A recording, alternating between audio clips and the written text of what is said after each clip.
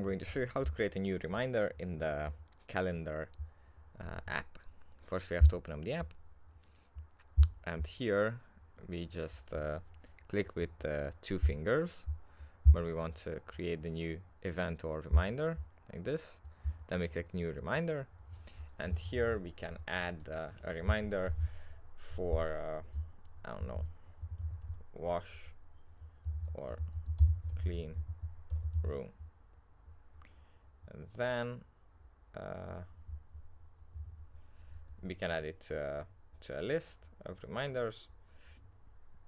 We can add a priority to it as well, and then we can toggle between